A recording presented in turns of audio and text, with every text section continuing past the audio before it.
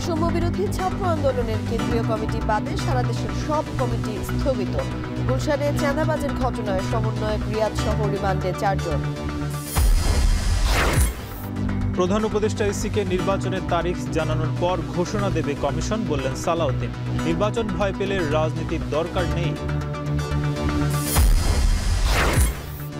জুলাই সনদের খসড়া প্রস্তুত, কাল পাঠানো হবে দলগুলোকে। দ্বিতীয় পর্যায়ের 18টি বৈঠকে 7 বিষয় ঐক্যমত্য হয়নি।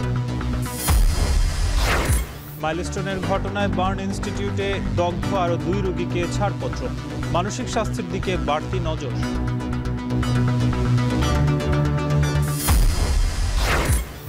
এবং যুক্তরাষ্ট্র থেকে 25টি বোয়িং কিনবে বাংলাদেশ। গম ছাড়াও আমদানি করবে তুলা ও ভোজ্য তেল।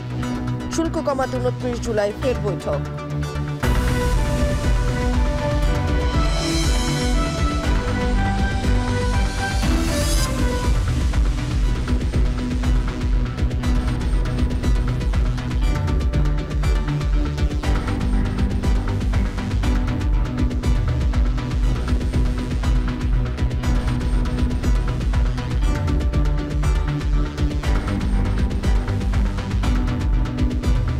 শুনছিলেন শিরোনাম, স্বাগত এখন সন্ধ্যায়। পুরো আয়োজন জুড়ে সঙ্গে আছে আমরা দুজন, আমি নাজমুস সাকিব এবং আমি তানজিলা খান মেম। কেন্দ্রীয় কমিটি বাদে বৈষম্য বিরোধী ছাত্র আন্দোলনের সারা দেশের সব কমিটি স্থগিত করেছে সংগঠনটি।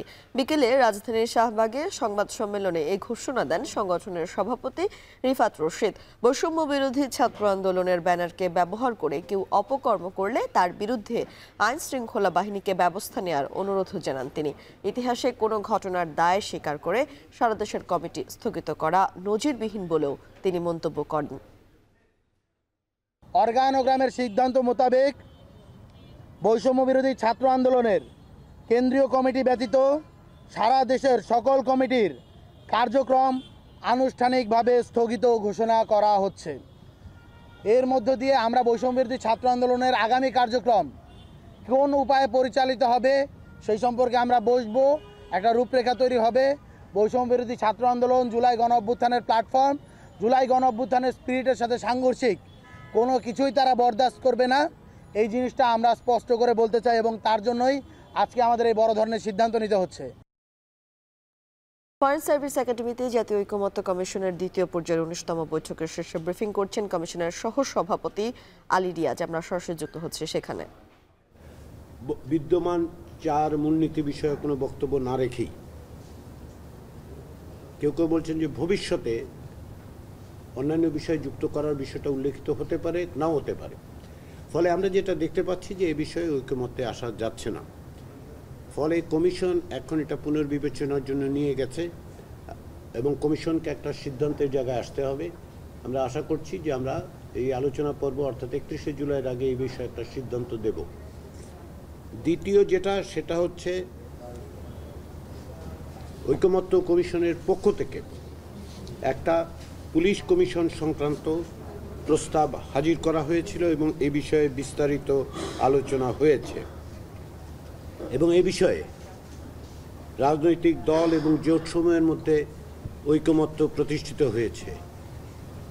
পুলিশের বাহিনীর পেশাদারিত্ব, দায়বদ্ধতা নিশ্চিত করা এবং পুলিশ সেবাকে জনবান্ধব হিসেবে প্রতিষ্ঠিত করার লক্ষ্যে বাংলাদেশে একটি পুলিশ কমিশন নামে একটি কমিশন গঠিত হবে। এই বিষয়ে রাজনৈতিক দল জোট একমত হয়েছেন এবং সেইভাবেই সংবিধানে এবং অন্যত্র এটার উল্লেখ করা হবে। এক্ষেত্রে যেটা বলা হয়েছে যে পুলিশ বাহিনীর পেশাদারিত্ব ও দায়বদ্ধতা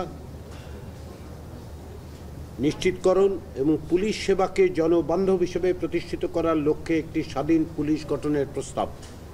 এই কমিশনের 3টি উদ্দেশ্য থাকবে। 1, শৃঙ্খলা বাহিনী হিসেবে পুলিশ যাহাতে আইনানুগভাবে এবং প্রভাবমুক্তভাবে দক্ষতার সহিত দায়িত্ব পালন করিতে সক্ষম হয় তাহা নিশ্চিত করা।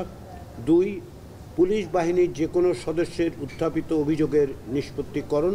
3, নাগরিকদের পক্ষ থেকে পুলিশ বাহিনীর কোনো সদস্যদের বিরুদ্ধে উত্থাপিত অভিযোগের নিষ্পত্তিকরণ। কমিশনের গঠন প্রক্রিয়া জাতীয় সংসদে প্রণীত আইনের দ্বারা নির্ধারিত হইবে। তবে আইন প্রণয়নের ক্ষেত্রে জাতীয় সংসদ যেন প্রস্তাব বিবেচনায় নেয় তার জন্য একটি কাঠামোর কথা ঐকমত্য কমিশনের পক্ষ থেকে বলা হয়েছে এবং এ বিষয়ে ঐকমত্য হয়েছে। আইন প্রণয়নের ক্ষেত্রে জাতীয় সংসদ এইগুলো প্রস্তাবগুলো বিবেচনায় নেবেন। সেগুলো হচ্ছে, এক, যে আমরা বলছি যে কাঠামো হবে 9 সদস্যের, চেয়ারম্যান হবেন আপিল বিভাগের একজন অবসরপ্রাপ্ত বিচারপতি যার বয়স 75 বছরের ঊর্ধ্বে নয়। সদস্য সচিব হিসেবে থাকবেন অতিরিক্ত পুলিশ মহাপরিদর্শকের নিচে নয় এমন একজন অবসরপ্রাপ্ত পুলিশ কর্মকর্তা যার বয়স 62 বছরের ঊর্ধ্বে নয়। ফরেন সার্ভিস একাডেমিতে জাতীয় ঐক্যমত্য কমিশনের দ্বিতীয় পর্যায়ের 19তম বৈঠকের শেষে ব্রিফিং করছিলেন কমিশনের সহ সভাপতি ডক্টর আলী রিয়াজ। আমরা এতক্ষণ সরাসরি যুক্ত ছিলাম সেখানে। জুলাই সনদের প্রাথমিক খসড়া তৈরি করেছে জাতীয় ঐক্যমত্য কমিশন, যা কালকের মধ্যেই পাঠানো হবে রাজনৈতিক দলগুলোর কাছে। আগামী 3 দিনের মধ্যেই কমিশন এই আলোচনা শেষ করতে চায়। কমিশন প্রস্তাবিত সাম্য, মানবিক মর্যাদা, সামাজিক সুবিচার, গণতন্ত্র এবং ধর্মীয় স্বাধীনতা ও সম্প্রীতি এর সাথে প্রস্তাবনায় বিসমিল্লাহির রহমানির রহিম যুক্ত করতে চায় বিএনপি ও জামায়াত। অন্যদিকে বাম দলগুলো 72-এর সংবিধানের 4 মূলনীতি জাতীয়তাবাদ, সমাজতন্ত্র, গণতন্ত্র ও ধর্মনিরপেক্ষতা বহাল রাখার পক্ষে মত দিয়েছে। বিস্তারিত প্রতিবেদনে। রোববার রাজনৈতিক দলগুলোর সাথে জাতীয় ঐকমত্য কমিশনের দ্বিতীয় দফায় 19তম বৈঠকের প্রথমার্ধে স্বাধীন পুলিশ কমিশন গঠন নিয়ে আলোচনা শুরু হয়। রাজনৈতিক দলগুলো এ বিষয়ে ঐকমত্যে পৌঁছালেও বিপত্তি বাধে রাষ্ট্র পরিচালনার মূলনীতি নিয়ে, যেখানে কমিশনের প্রস্তাবে সাম্য, মানবিক মর্যাদা, সামাজিক সুবিচার, গণতন্ত্র এবং ধর্মীয় স্বাধীনতা ও সম্প্রীতি এর সাথে 5ম সংশোধনী যুক্ত করতে চায় বিএনপি ও জামাত। তবে 72-এর সংবিধান পুনর্বহাল চায় বাম দলগুলো। অন্যদিকে কমিশনের প্রস্তাব অনুযায়ী রাষ্ট্র পরিচালনার মূলনীতির সাথে একমত এনসিপি। স্বাধীনতার ঘোষণায় পত্রে উল্লেখিত 3টা মূলনীতি সাম্য, মানবিক মর্যাদা এবং সামাজিক সুবিচার, সাথে গণতন্ত্র এবং ধর্মীয় স্বাধীনতা ও সম্প্রীতি বলা হচ্ছে যে এই 5টা থাকবে। এর সাথে 72-এর সংবিধানে থাকা অথবা 5ম সংশোধনীতে যোগ হওয়া কোনো মূলনীতি যোগ হবে অথবা হবে না, এটা আগামী সংসদের এখতিয়ারের উপরে ছেড়ে দেওয়া হয়েছে। আমরা মনে করি যে কোনো সংবিধানের রাষ্ট্রের মূলনীতি তৈরি করবার ক্ষেত্রে পার্লামেন্টের 2/3 মেজরিটি অথবা সংখ্যাগরিষ্ঠতার জোরে একটি দেশের মূলনীতি তৈরি হতে পারে না, একটি দেশের মৌলিক জায়গা ঠিক করা যেতে পারে না। এটি করবার জন্য বৃহত্তর জনগোষ্ঠীর ম্যান্ডেট দরকার হয়। মুক্তিযুদ্ধের মধ্য দিয়ে অর্জিত বাংলাদেশের সংবিধানে যে 4 মূলনীতি আছে সেইটা পরিবর্তনের কোনো ইঙ্গিত জাতির সামনে প্রকাশিত করা হয়, সেইটার সাথে আমরা একেবারেই নাই। এবং এই রকম অবস্থা যদি চলতে থাকে আমাদের পক্ষে ঐক্যমত্য কমিশনের সাথে আলোচনা কন্টিনিউ করা সম্ভব হবে না। দুপুরের বিরতির পর সংসদে নারীদের অংশগ্রহণ নিয়ে আলোচনা শুরু হয়। নির্বাচনে যারা 300 আসনে প্রার্থী দিবে তারা 5% আসনে সরাসরি নারী প্রার্থীদের অংশগ্রহণের প্রস্তাব দেয় বিএনপি। সেই সাথে পরবর্তী সংসদ নির্বাচনে 10% করার ব্যাপারেও মত দেয় দলটি। আইনি সংস্কার, সাংবিধানিক সংস্কার এবং রাষ্ট্র কাঠামো সংস্কারের যে প্রস্তাবগুলো ঐক্যমতের ভিত্তিতে গৃহীত হচ্ছে এবং সেটা বাস্তবায়ন হলে অবশ্যই আমরা আমাদের কাঙ্ক্ষিত, আমাদের শহীদের রক্তের আকাঙ্ক্ষা এবং প্রত্যাশা অনুযায়ী, জনপ্রত্যাশা এবং জাতির আকাঙ্ক্ষা অনুযায়ী আমরা সেইরকম একটি রাষ্ট্র, সমাজ কাঠামো এবং সরকার ব্যবস্থা বিনির্মাণ করতে পারব। এর আগে বৈঠকের শুরুতে ডক্টর আলী রিয়াজ বলেন, গত 18টি বৈঠকে 10টি বিষয়ে ঐকমত্য হয়েছে। তিনি বলেন, জুলাই সনদের একটি প্রাথমিক খসড়া আগামী 3 দিনের মধ্যে রাজনৈতিক দলগুলোর সঙ্গে আলোচনা শেষ করতে চায় জাতীয় ঐকমত্য কমিশন। আমাদের যে প্রাইমারি টেক্সট শুধুমাত্র ওইগুলো বাদ দিয়ে, যেগুলোতে একমত হয়েছে সেগুলো বাদ দিয়ে, তার বাইরে যে ভূমিকা এবং কমিটমেন্টের জায়গাগুলো, তার একটা খসড়া কমিশন তৈরি করেছে এবং কমিশন আগামীকালের মধ্যে সকল রাজনৈতিক দলের কাছে এই খসড়া প্রেরণ করবে আপনাদের বিবেচনার জন্য। আমরা যে কোনো ভাবেই হোক এই প্রক্রিয়াটা 31শে জুলাইয়ের মধ্যে আমাদের সমাপ্ত করতে হবে। ঐকমত্য কমিশনের আলোচনায় 7টি বিষয়ে কোনো সিদ্ধান্ত হয়নি এবং 3টি বিষয়ে আলোচনা শুরুই হয়নি। হাসিব বিল্লাহ, এখন, ঢাকা। রাজধানীর গুলশানে সাবেক সংসদ সদস্য শাম্মী আক্তারের বাসায় ঢুকে সমন্বয়ক পরিচয়ে চাঁদাবাজির মামলায় গ্রেফতার 4 জনকে 7 দিন করে রিমান্ড দিয়েছেন আদালত। বিকেলে ঢাকার সিএমএম আদালতে উঠানো হলে তাদের এ রিমান্ড দেয় আদালত। গ্রেপ্তার 5 জনের মধ্যে একজন অপ্রাপ্ত বয়স্ক হওয়ায় তাকে আদালতে উঠানো হয়নি। এর আগে শনিবার সন্ধ্যার পর গুলশানের সাবেক এমপির বাড়ি থেকে তাদের আটক করা হয়। পুলিশ জানায়, রিয়াদ নামের সমন্বয়ক পরিচয়দানকারী এক তরুণের নেতৃত্বে এই চাঁদাবাজির ঘটনা ঘটে। রাব্বি হোসেনের প্রতিবেদন। রাজধানীর গুলশানে সাবেক এমপি শাম্মী আহমেদের বাসায় চাঁদাবাজির ঘটনায় বৈষম্যবিরোধী ছাত্র আন্দোলনের নেতা আব্দুর রাজ্জাক রিয়াদ সহ ৫ জনকে তোলা হয় আদালতে। রোববার আদালতের এজলাসে তোলার সময় বিক্ষুব্ধ আইনজীবীরা চাঁদাবাজির বিরুদ্ধে স্লোগান দিতে থাকেন। তোপের মুখে পড়েন আসামিরা। আদালতে হাজির করে রিয়াদ সহ গ্রেপ্তারকৃত 4 আসামিকে 10 দিনের রিমান্ড ও আসামি আমিনুল শিশু হওয়ায় তাকে কারাগারের শিশু বিকাশ কেন্দ্রে আটক রাখার আবেদন করা হয়। এ সময় আদালতে মামলার তদন্তকারী কর্মকর্তা বলেন, তারা কার নির্দেশে চাঁদাবাজি করেছে এবং তাদের গডফাদার কে তা তদন্ত করে বের করা প্রয়োজন। উদ্ধার করতে হবে চাঁদাবাজির টাকা। পরে শুনানিতে রাষ্ট্রপক্ষের আইনজীবীরা বলেন, গুলশান বনানী সহ অভিজাত এলাকায় বিত্তবানদের টার্গেট করে চাঁদাবাজি করত রিয়াদ সহ তার অনুসারীরা। এনসিপির সাইনবোর্ড ইউজ করে এই সংগঠনটাকে বিতর্কিত করার জন্য তারা নিজেরা চাঁদাবাজি করে সেই চাঁদার বিষয়ে বলে চাঁদা উঠে ফল করে চলে যায় লন্ডনে। এইভাবে মূল ঘটনাকে ভিন্ন খাতে প্রবাহিত করার জন্য তারা বিভিন্ন রাজনৈতিক ব্যক্তিবর্গকে ফাঁসানোর জন্য তারা ফেসবুকে বিবৃতিতে তারা অন্যদের নাম বলে থাকে। আসলে ঘটনা হচ্ছে তারা নিজেরা চাঁদাবাজি করে কোটি কোটি টাকা হাতিয়ে নিচ্ছে। আমাদের বক্তব্যে বিজ্ঞ আদালত সন্তুষ্ট হয়ে আসামিদের 7 দিনের রিমান্ড মঞ্জুর করেন। শুনানি শেষে গুলশান থানার চাঁদাবাজির মামলায় বৈষম্যবিরোধী ছাত্র আন্দোলনের নেতা রিয়াদ সহ 4 জনকে 7 দিনের রিমান্ড মঞ্জুর করেছেন আদালত। এছাড়া আসামি শিশু আমিনুলকে গ্রেপ্তার দেখিয়ে কারাগারের শিশু বিকাশ কেন্দ্রে পাঠানো হয়। রাব্বি হোসেন, এখন, ঢাকা। চাঁদাবাজদের আইনশৃঙ্খলা বাহিনীর হাতে ধরিয়ে দেওয়ার আহ্বান জানিয়েছেন জাতীয় নাগরিক পার্টির দক্ষিণাঞ্চলের মুখ্য সমন্বয়ক হাসনাত আবদুল্লাহ। শেরপুরে জাতীয় নাগরিক পার্টির 27তম দিনের পদযাত্রা শেষে সমাবেশে এই আহ্বান জানান তিনি। আমাদের একজন সহকর্মীর চাঁদাবাজির আমরা খবর পেয়েছি, আমরা আরো বক্তব্য পেয়েছি। আমার নিজের অন্য দলের চাঁদাবাজ যদি কেউ হয়ে থাকে তাহলে আপনারা তাকে ধরে থানায় দিয়ে আসবেন, আর আমার দলের চাঁদাবাজ যদি হয়ে থাকে তাকে আগে নিজেরা আপ্যায়ন করবেন, তারপরে থানায় দিয়ে আসবেন। আমার হাজারে হাজারে লাখে লাখে কর্মীর প্রয়োজন নাই। যারা সংকটকে মোকাবেলা করবে আমার ওই কর্মীগুলাই আমার প্রয়োজন। যদি সেটা 10 জন হয়, যদি সেটা 5 জন হয়, ওই কর্মীদেরকে নিয়েই আমরা রাজনীতি করতে রাজি আছি। প্রধান উপদেষ্টার সম্মতিক্রমে নির্বাচনের তারিখ ঘোষণা করবে নির্বাচন কমিশনার। এর আগ পর্যন্ত যে যা বলুক গুরুত্বপূর্ণ নয় বলে মন্তব্য করেছেন বিএনপির স্থায়ী কমিটির সদস্য সালাউদ্দিন আহমেদ। দুপুরে এখন টিভিকে একান্ত সাক্ষাৎকারে কথা জানান বিএনপির এই নেতা। এদিকে দলের আরেক নেতা আমির খসরু মাহমুদ চৌধুরী অভিযোগ করছেন, জনগণ ও সরকারের মাঝে কোনো সেতু নেই বলে আইনশৃঙ্খলা বাহিনী ঠিকমতো কাজ করছে না। বলেন, ঐকমত্য কমিশনের রাজনৈতিক দলগুলো সব বিষয়ে একমত না হওয়াটাই গণতন্ত্রের সৌন্দর্য। আর জানাচ্ছেন জাবেদ আব্দুল্লাহ।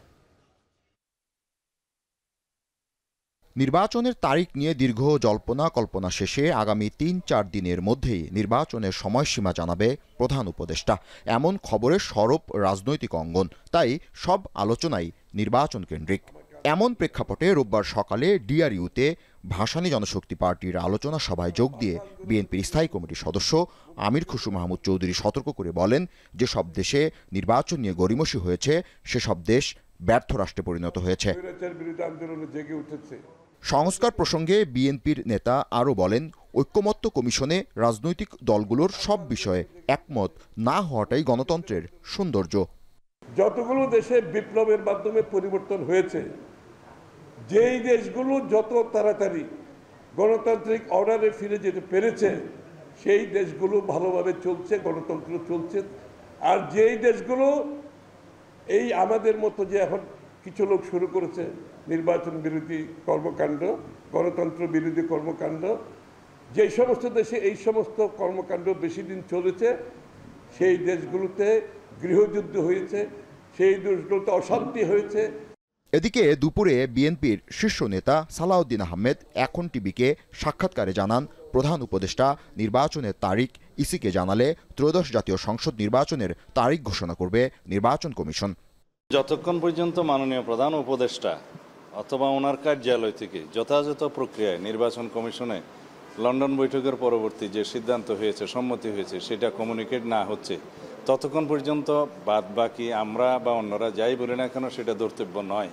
আমি আশা করব এই সময়ের ভিতরে মাননীয় প্রধান উপদেষ্টা সুস্পষ্ট একটা ঘোষণা দেবেন জাতির উদ্দেশ্যে নির্বাচন সংক্রান্ত, এবং নির্বাচন কমিশনে সেটা যথাযথ প্রক্রিয়ায় তিনি কমিউনিকেট করবেন তার মেসেজটা। এদিকে রোববার বিকেলে মহাখালীর ব্র্যাক সেন্টারে পদ্মা ব্যারেজ ও দ্বিতীয় পদ্মা সেতু বাস্তবায়ন প্রয়োজনীয়তা নিয়ে সেমিনারের আয়োজন করা হয়। দীর্ঘ 5 দশকে ফারাক্কা বাঁধের বিরূপ প্রভাব, নতুন করে গঙ্গার পানি বন্টন চুক্তি, ভারতের আগ্রাসনে রাজশাহী অঞ্চলে পদ্মা নদী সহ মৃত প্রায় 15টি নদীর পুনরুজ্জীবনের ইস্যুগুলো আলোচনায় উঠে আসে। সেমিনারে অংশ নিয়ে বিএনপির মহাসচিব মির্জা ফখরুল ইসলাম আলমগীর বলেন, খালেদা জিয়া দ্বিতীয় পদ্মা সেতুর কথা আগেই বলেছেন, আর এই ব্যাপারে তিনি প্রতিশ্রুতিবদ্ধ। আপনারা জানেন যে আমাদের দলের বর্তমান চেয়ারপারসন দেশনেত্রী বেগম খালেদা জিয়া তিনি অনেক আগে দ্বিতীয় সেতুর কথা কমিট করেছেন, তার কমিটমেন্ট আছে। দেশের মানুষ উন্নতি ও গণতান্ত্রিক ব্যবস্থা দ্রুত ফিরে পেতে চায় বলেও মন্তব্য করেন বিএনপির মহাসচিব। আরও বলেন, সংস্কারের কথা বিএনপি আগে বলেছে। গণতান্ত্রিক ব্যবস্থার মধ্যে দিয়ে কিন্তু সমস্ত বিষয়গুলোর সমাধানের পথ খুঁজে পাওয়া যাবে। 8 কোটি মানুষের জন্য পদ্মা ব্যারেজ ও দ্বিতীয় সেতুর প্রয়োজনীয়তা অনস্বীকার্য। তাই এই ইস্যুতে জাতীয় ঐক্য গড়ে তুলে প্রতিশ্রুতি পূরণ করার অঙ্গীকারের কথা জানান বিএনপির মহাসচিব। আমার দেশের মানুষ উপরে উঠতে চায়, উন্নতি চায়। জাবেদ আব্দুল্লাহ, এখন, ঢাকা। বিমান দুর্ঘটনায় দগ্ধ আরও 2 রোগীকে ছাড়পত্র দিয়েছে জাতীয় burn and plastic surgery institute. তাদের একজন মাইলস্টোন স্কুলের কর্মচারী সবুজা বেগম, অপরজন উদ্ধারকর্মী। রোববার দুপুরে মাইলস্টোন ট্র্যাজেডি নিয়ে আয়োজিত নিয়মিত সংবাদ সম্মেলনে এসব তথ্য জানান ইনস্টিটিউটের ভারপ্রাপ্ত পরিচালক ডাক্তার নাসির উদ্দিন। আইসিইউতে ভর্তি 4 জনের অবস্থা এখনও অপরিবর্তিত রয়েছে, যাদের মধ্যে 2 জন ভেন্টিলেশনে। আরও জানাচ্ছেন আতিক মেজবা লগ্ন।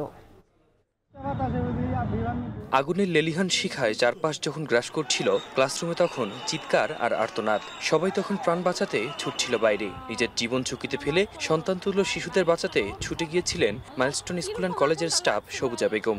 ঘটনার পর থেকেই আলোচনায় তার বীরত্ব। লাখো মানুষের দোয়া আর চিকিৎসকদের চেষ্টায় রোববার ছাড়পত্র পেয়েছেন সবার প্রিয় সবুজা খালা। একই দিনে ছাড়পত্র পেয়েছেন আরেক উদ্ধারকর্মী কাজী আমজাদ। উদ্ধার কাজে অংশ নিতে গিয়ে তিনিও দগ্ধ হন। রোববার দুপুরে দগ্ধদের সর্বশেষ পরিস্থিতি তুলে ধরেন বার্ন ইনস্টিটিউটের পরিচালক ডক্টর নাসির উদ্দিন। তিনি জানান, চিকিৎসাধীন 34 জনের মধ্যে 28 জনে শিশু, বাকি 6 জন প্রাপ্তবয়স্ক। তাদের মধ্যে 4 জন সংকটাপন্ন, 9 জন গুরুতর। ইনহেলেশন ইনজুরিতে আক্রান্ত 7 জন, আর 30% বা তার বেশি দগ্ধ রোগীর সংখ্যা 6। 2 জন রোগীকে ডিসচার্জ দিয়েছি। 2 জনই আমরা অ্যাডাল্টের মধ্যে পড়ে। একজন 20 বছর বয়সী কাজী আমজাদ সাইদ, উনি বেসিক্যালি ছিলেন হচ্ছে একজন রেস্কিউয়ার হিসাবে এসে ওনার ইনহেলেশন ইনজুরি ছিল, এক্সটার্নাল ইনজুরি ছিল না। উনি আজকে সুস্থ হয়েছেন, ওনাকে আমরা আজকে ছেড়ে দিয়েছি। আর একজন যিনি আছেন সবুজা, ওনার ইনহেলেশন ইনজুরি ছিল, ওনাকে আমরা আজকে ছেড়ে দিয়েছি। উনি স্টাফ ছিলেন। নিজস্ব ব্যবস্থায় চিকিৎসা ও সব পরীক্ষা চলছে জানিয়ে তিনি বলেন, রোগী ও স্বজনদের হয়রানির সুযোগ নেই। কারো ভোগান্তি হলে সরাসরি যোগাযোগেরও আহ্বান জানান তিনি। এরকম কোনো তথ্য আমাদের কাছে নাই। যদি থাকে আমরা সরাসরি আমাদের সঙ্গে যোগাযোগ করবেন, কারণ আমাদের অতি জরুরি হয়তো 2-1টা জিনিস বাইরে থেকে করা হয়, সেটা আমাদের নিজস্ব তত্ত্বাবধানে আমাদের নিজের লোক দিয়ে সেই পরীক্ষাগুলো আমরা করাচ্ছি। যদি কেউ জানিয়ে থাকে তাদের কোনো সমস্যা হচ্ছে, অবশ্যই আমরা জানলে ডেফিনেটলি, যদি এটা হয়ে থাকে, আমার বিশ্বাস যে এরকম ঘটনা ঘটেনি, যদি হয়ে থাকে অবশ্যই আমরা এটার ব্যবস্থা নিব। এই মুহূর্তে কোনো রোগীকে বিদেশে পাঠানোর পরিকল্পনাও নেই বলে জানান তিনি। আতিক মেজবা লগ্ন, এখন, ঢাকা। বিআরটি প্রকল্পকে একটি অপরিকল্পিত দানবীয় প্রকল্প হিসেবে মন্তব্য করেছেন পরিকল্পনা উপদেষ্টা ডক্টর ওয়াহিদুদ্দিন মাহমুদ। এই প্রকল্পের উদ্যোগ যারা গ্রহণ করেছে তাদের বিরুদ্ধে তদন্ত কমিটি গঠন করা হবে বলে জানান তিনি। এদিকে জুলাই শহীদ পরিবারের জন্য উত্থাপিত আবাসন প্রকল্পের অনুমোদন স্থগিত করেছে একনেক। দুপুরে রাজধানীর শেরেবাংলা নগরে এনইসির সভাকক্ষে একনেক পরবর্তী সংবাদ সম্মেলনে এসব কথা বলেন পরিকল্পনা উপদেষ্টা। সকালে প্রধান উপদেষ্টা ডক্টর মোহাম্মদ ইউনূসের সভাপতিত্বে অনুষ্ঠিত হয় জাতীয় অর্থনৈতিক পরিষদের নির্বাহী কমিটি একনেকের সভায় ৮,১৪৯ কোটি ৩৮ লাখ টাকা ব্যয়ে ১২টি প্রকল্পের অনুমোদন দিয়েছে একনেক। সভা পরবর্তী সংবাদ সম্মেলনে পরিকল্পনা উপদেষ্টা বলেন, জুলাই আহত ও শহীদ পরিবারের জন্য নেয়া সকল প্রকল্পকে সমন্বয় করতে হবে, পাশাপাশি খরচের বিষয়টি যাচাই করতে হবে। তিনি বলেন, ৫ আগস্ট পরবর্তীতে অসংখ্য ঠিকাদার পালিয়ে গেছে, তারা কেন পালালো তা তদন্ত হওয়া উচিত। এক্ষেত্রে প্রকল্প পরিচালকদের দায়ও খতিয়ে দেখতে হবে। আমি নিশ্চিত যে বৈষম্য বিরোধী ছাত্র আন্দোলনের গত জুলাইয়ের শহীদ পরিবারের জন্য এটা গৃহায়ন ও গণপূর্ত মন্ত্রণালয় থেকে এসেছিল। এটাতে হলো মিরপুরে কিছু ১৩৫৫ বর্গফুট আয়তনের ৮০৪টি আবাসিক ফ্ল্যাটের পরিকল্পনার একটা প্রস্তাব এসেছিল। কাগজপত্রগুলো দেখে আমাদের মনে হয়েছে এটার যথাযথভাবে এটার খরচের মূল্যায়ন হওয়া উচিত টেন্ডারে যাওয়ার আগে। নির্বাচন কমিশনে ১ বছরের আয় ব্যয়ের হিসাব জমা দিয়েছে বিএনপি, যেখানে দলটির ২০২৪ সালে আয় হয়েছে ১৫ কোটি ৬৫ লাখ ৯৪ হাজার আর ব্যয় ৪ কোটি ৮০ লাখ ৪ হাজার। একই সাথে উদ্বৃত্ত আছে ১০ কোটিরও বেশি, যা বিগত বছরের তুলনায় বেশ কয়েক গুণ বেড়েছে। সকালে নির্বাচন ভবনে এ সংক্রান্ত প্রতিবেদন জমা দিয়ে দলটির সিনিয়র যুগ্ম মহাসচিব রুহুল কবির রিজভী বলেন, নির্বাচন নিয়ে যে কোনো ষড়যন্ত্র হতে পারে। বিস্তারিত জানাবেন মিয়া আমিরুল ইসলাম। রাজনৈতিক দলগুলোর আর্থিক স্বচ্ছতা নিয়ে আলোচনা সমালোচনা যখন বিভিন্ন মহলে, তখন বাৎসরিক আয় ব্যয়ের হিসাব নিয়ে নির্বাচন কমিশনে বিএনপির প্রতিনিধি দল। আরপিও শর্তানুযায়ী দলটি ২০২৪ সালের পঞ্জিকা বছরের আর্থিক লেনদেনের প্রতিবেদন কমিশনে জমা দিয়েছে। প্রতিবেদন অনুযায়ী দলটি ২০২৪ সালে ১৫ কোটি ৬৫ লাখের বেশি আয়, ৪ কোটি ৮০ লাখের বেশি ব্যয় সহ ১০ কোটি ৮৫ লাখের বেশি উদ্বৃত্ত দেখিয়েছে, যা ২০২৩ সালের আয়ের হিসেবে ১ কোটি ১০ লাখের বিপরীতে খরচ ৩ কোটি ৬৫ লাখ। অর্থাৎ ২০২৩-এ দলটির আয়ের চেয়ে খরচ দ্বিগুণের বেশি হলেও ২০২৪-এ এসে তা বেড়েছে কয়েক গুণ। আয়ের খাত হিসেবে সদস্যদের মাসিক চাঁদা, বই পুস্তক বিক্রয়, ব্যাংক সুদ, এককালীন অনুদান দেখানো হয়েছে। আর ব্যয় হিসেবে দেখানো হয়েছে ব্যক্তিগত সহযোগিতা, দুর্যোগকালীন সহযোগিতা, কর্মসূচি বাস্তবায়ন, লিফলেট, পোস্টার ছাপানো সহ বিভিন্ন কর্মসূচি। রোববার নির্বাচন ভবনে ইসি সচিব আক্তার আহমেদের কাছে আয় ব্যয়ের হিসাব জমা দিয়ে দলটির সিনিয়র যুগ্ম মহাসচিব রুহুল কবির রিজভী জানালেন দলের স্বচ্ছতা ও জবাবদিহিতা নিয়ে। একই সাথে আগের কমিশনের সমালোচনা করে বর্তমান কমিশনের প্রতি আস্থার কথা জানায় দলটি। জাতীয় নির্বাহী কমিটির মাসিক চাঁদা, বই পুস্তক বিক্রয়, বিভিন্ন ব্যক্তি ও প্রতিষ্ঠান হতে অনুদান, ব্যাংক হতে অর্জিত সুদ, এটা হচ্ছে আমাদের সোর্স, আমাদের আয়ের সোর্স। ২০২৪-এর পঞ্জিকা বছরের মোট উদ্বৃত্ত হচ্ছে ১০ কোটি ৮৫ লক্ষ ৯০ হাজার ১৯ টাকা। এই সময় আগামী নির্বাচন নিয়ে যে কোনো ষড়যন্ত্র প্রতিহত করতে ইসির সহযোগিতা সহ নির্বাচন বানচালের আশঙ্কা জানিয়ে সরকারকে সতর্ক থাকার আহ্বান জানান তিনি। অবাধ, সুষ্ঠু, ইনক্লুসিভ নির্বাচন অনুষ্ঠিত করার জন্য তারা যে যাবতীয় যে কাজগুলো করা দরকার সেই কাজগুলো তারা করবেন এবং এখনো পর্যন্ত সংবিধানে নির্বাচন কমিশনের যে স্বাধীনতা, আইন অনুযায়ী পরপর ৩ বছর দলের আয় ব্যয়ের হিসাব জমা না দিলে সংশ্লিষ্ট দলের নিবন্ধন বাতিলের বিধান রেখেছে নির্বাচন কমিশন। এতে সব ধরনের কার্যক্রম সম্পন্ন করে নির্বাচন কমিশনে প্রতিবেদন জমা দিয়েছে দলটি বলে দাবি দলের কেন্দ্রীয় নেতৃবৃন্দের। মিয়া আমিরুল, এখন, ঢাকা। ভারী বৃষ্টি, ঝড়ো হাওয়ায় বিপর্যস্ত পর্যটন শহর কক্সবাজার, বিপাকে পর্যটকরা। এদিকে টেকনাফ মেরিন ড্রাইভের ভাঙন ক্রমেই বড় হচ্ছে। অস্বাভাবিক জোয়ারে ৩টি স্থানে ধসে গেছে গুরুত্বপূর্ণ উপকূলীয় সড়ক। স্থানীয়দের দাবি, প্রতি বছর জিও ব্যাগ বসানো হলেও স্থায়ী বাঁধ নির্মাণে নেওয়া হয়নি কোনো উদ্যোগ। ইতোমধ্যেই সেনাবাহিনী মেরিন ড্রাইভের সংস্কার কাজ শুরু করেছে। তবে সৈকতের ভাঙন ঠেকাতে এখনও মাঠে নামেনি পানি উন্নয়ন বোর্ড। আরও জানাচ্ছেন মন্তোষ বেদজ্ঞ, ছবি তুলেছেন মোহাম্মদ রাসেল। টানা বৃষ্টি, সাগরে অস্বাভাবিক জোয়ার, সেই সঙ্গে সাগরে জেলে নৌকা নামানোর কসরত। গেল 2 বছরের এমন ঘটনায় প্রতি বর্ষায় ভাঙছে মেরিন ড্রাইভ সড়ক। গেল 2 দিনে ধসে গেছে কক্সবাজার টেকনাফ মেরিন ড্রাইভ সড়কের অন্তত 6টি স্থান। স্থানীয়দের দাবি, প্রতি বছর অস্থায়ীভাবে জিওব্যাগ বসানো হলেও স্থায়ী বাঁধ নির্মাণে নেই কোনো উদ্যোগ। বসতি হারানোর সংখ্যায় প্রায় 2000 পরিবার। আমাদের এখন গাড়ি চালাতে অনেক কষ্ট হয়ে যায়, যদি রোডঘাট যদি ভাঙা যায় আরো কষ্ট হয়ে যায়। জলোচ্ছ্বাসের কারণে বা অতি বাতাস বিভিন্ন কারণে এখানে মেরিন ড্রাইভ ভাঙন শুরু করে, তো সেই জন্য আমরা তো আতঙ্কিত থাকি, বিধায় আমরা চাচ্ছি যে স্থায়ী একটা সমাধান করা হোক। ক্ষতিগ্রস্ত এলাকায় জরুরি ভিত্তিতে সংস্কার কাজ শুরু করেছে সেনাবাহিনী।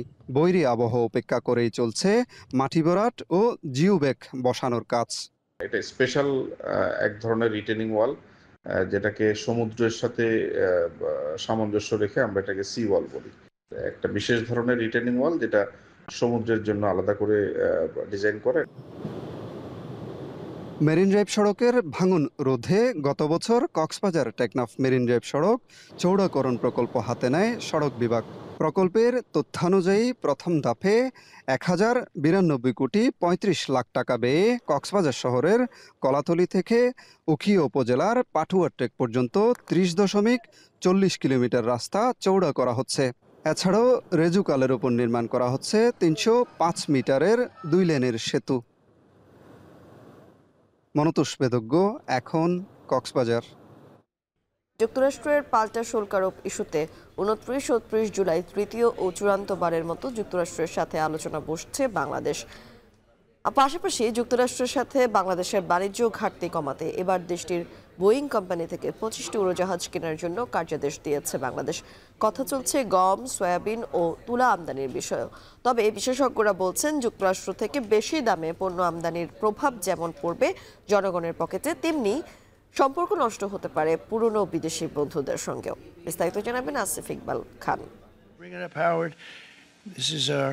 গত এপ্রিলে বিভিন্ন দেশের উপর নতুন করে পাল্টা শুল্ক আরোপের সিদ্ধান্তের কথা জানান মার্কিন প্রেসিডেন্ট ডোনাল্ড ট্রাম্প। সে সময় বাংলাদেশি পণ্যের উপর প্রথমে 37% ও পরে তা কিছুটা কমিয়ে 35% শুল্ক আরোপের ঘোষণা দেয় মার্কিন প্রশাসন, যা কার্যকর হতে যাচ্ছে আগামী 1 আগস্ট থেকে। এই বাস্তবতায় নড়ে চড়ে বসেছে সরকার। বাংলাদেশি পণ্যে যুক্তরাষ্ট্রের পাল্টা শুল্ক হার কমিয়ে আনার ব্যাপারে 2 দফা আলোচনা হলেও এখন পর্যন্ত সমাধান আসেনি। আলোচনায় সমাধানের পথ খোঁজার পাশাপাশি যুক্তরাষ্ট্রের সঙ্গে বাণিজ্য ঘাটতি কমাতে নানা উদ্যোগ নিচ্ছে অন্তর্বর্তী সরকার। এরই অংশ হিসেবে প্রথমবারের মতো যুক্তরাষ্ট্র থেকে সরকারিভাবে গম আমদানি করা হচ্ছে। এর জন্য গত 20 জুলাই যুক্তরাষ্ট্রে গম রপ্তানিকারক সমিতির সঙ্গে সমঝোতা স্মারক সই করেছে সরকার। সমঝোতা চুক্তির আওতায় আগামী 5 বছর যুক্তরাষ্ট্র থেকে 7 লাখ টন গম আনা হবে। যুক্তরাষ্ট্রের 35% পাল্টা শুল্কের বিপরীতে দেশটি থেকে আমদানি বাড়াতে গমের পাশাপাশি সয়াবিন ও তুলা আমদানি বাড়াতে যাচ্ছে সরকার। সেই সাথে যুক্তরাষ্ট্রের বোয়িং কোম্পানি থেকে 25টি উড়োজাহাজ কেনার জন্য কার্যাদেশও দিয়েছে বাংলাদেশ। আমরা 25টি বোয়িংয়ের জন্য অর্ডার দিয়েছি। বিমানের তো বহর বাড়াতে হবে এবং সেই পরিকল্পনা সরকারের বেশ আগে থেকেই ছিল। নতুন করে আমরা এবছরে এই রেসিপ্রোকাল ট্যারিফ ইস্যুতে আমরা আবার নতুন করে তাদেরকে এই আদেশগুলো, আগে 14টা ছিল, পরে 25টা করেছি। এছাড়া আপনারা জানেন যে আমরা গম ক্রয়ের জন্য তাদের সাথে চুক্তি করেছি। আমাদের সয়াবিন যারা আমদানি করে ওইটা প্রাইভেট সেক্টরে, তারাও প্রচেষ্টা নিচ্ছে সয়াবিন যুক্তরাষ্ট্র থেকে অধিক হারে আমদানি করার। দ্বিতীয় প্রধান খাদ্যশস্য হিসাবে দেশে বছরে গমের চাহিদা 70 থেকে 75 লাখ টন, যার 60% বেশি আসে রাশিয়া ও ইউক্রেন থেকে। যুক্তরাষ্ট্রের গম উচ্চ আমিষযুক্ত হওয়ার কারণে এর দাম কিছুটা বেশি পড়ে। অপরদিকে বাংলাদেশ কম আমিষযুক্ত গম বেশি আমদানি করে থাকে, যার দাম কিছুটা কম। তুলা আসতো ভারত, উজবেকিস্তান, চীন, পাকিস্তান, আফ্রিকার বিভিন্ন দেশ থেকে। ভোজ্য তেল মূলত বাংলাদেশ আমদানি করে মালয়েশিয়া, ইন্দোনেশিয়া, ব্রাজিল, আর্জেন্টিনা থেকে। সচিবালয়ে বাণিজ্য সচিবের কাছে প্রশ্ন ছিল, বাণিজ্য ঘাটতি কমাতে যুক্তরাষ্ট্র থেকে এসব পণ্য আমদানির প্রভাব জনগণের পকেটের উপর পড়বে কিনা।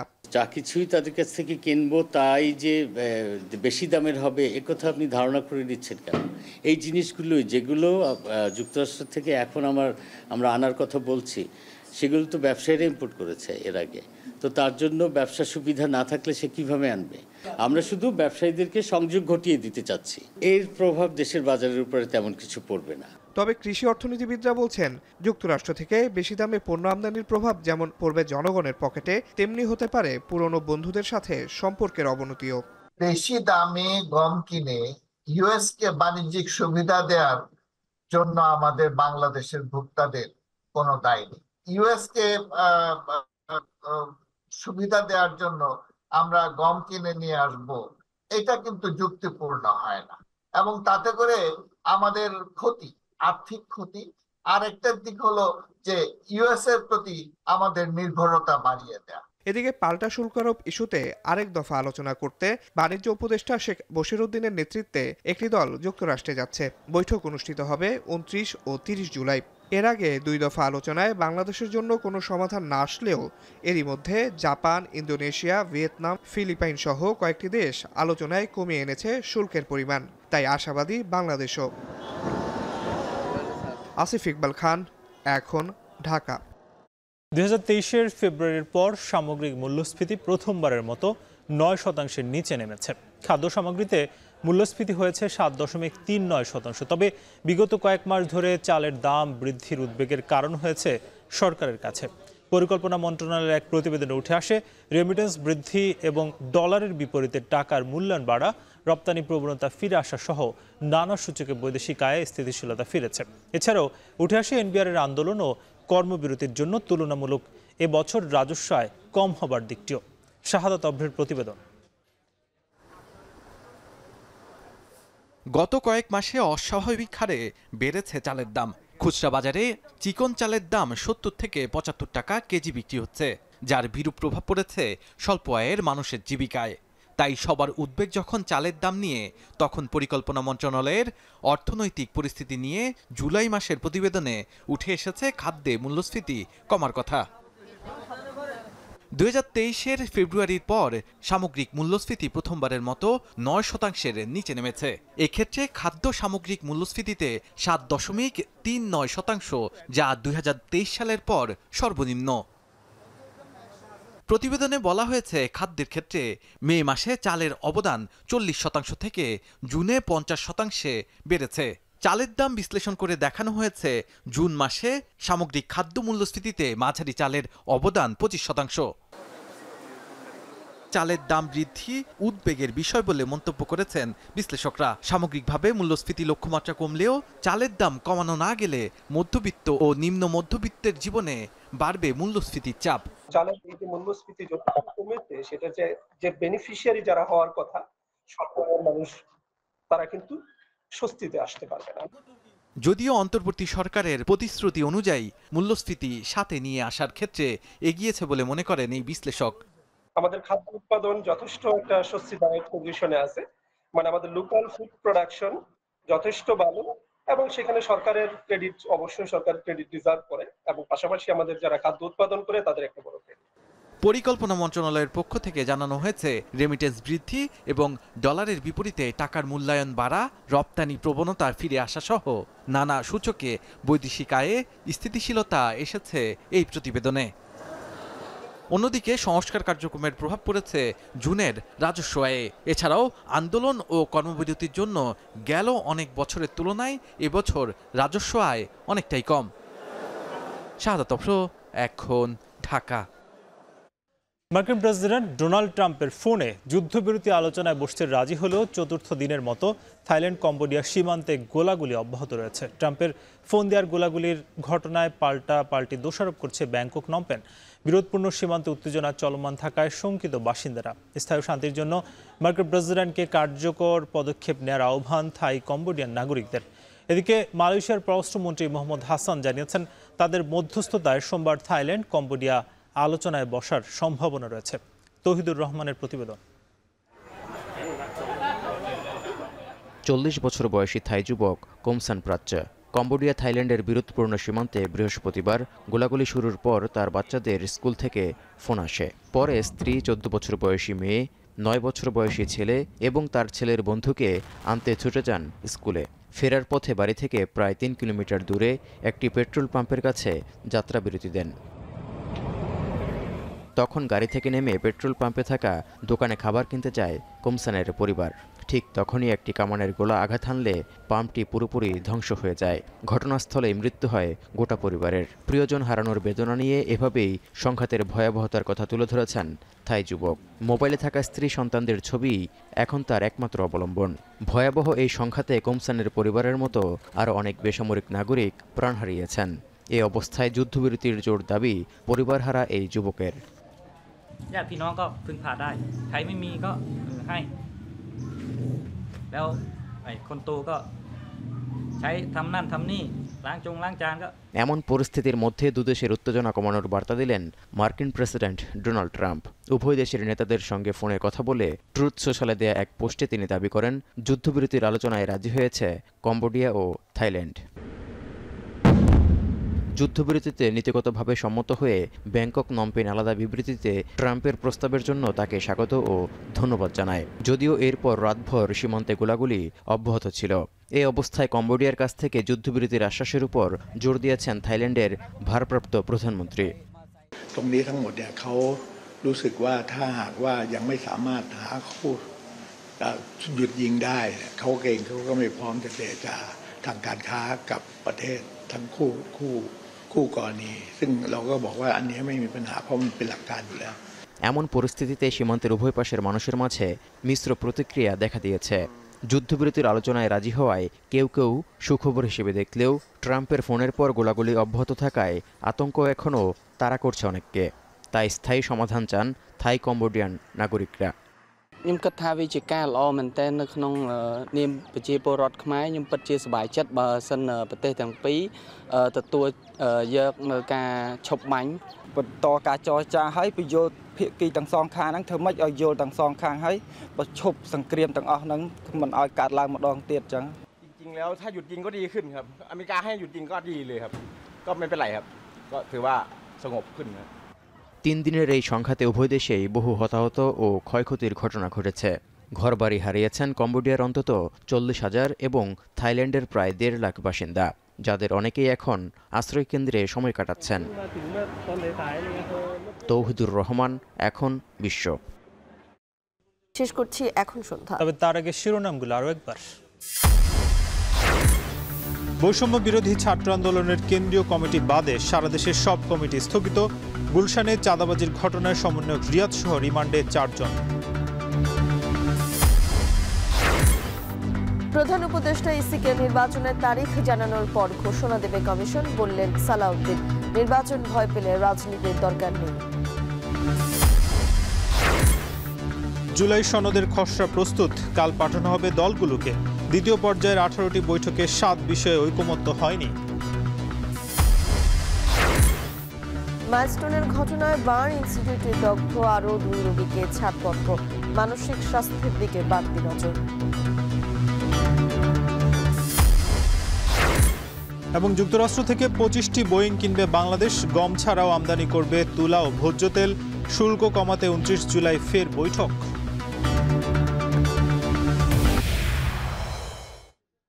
এই ছিল এখন সন্ধ্যা। এখন টেলিভিশন ওয়েবসাইটে দেখতে ভিজিট করুন এখন.টিভি, ফেসবুকে দেখুন facebook.com/tv.এখন, এছাড়া ইউটিউবে দেখুন youtube.com/c/ekhonTV।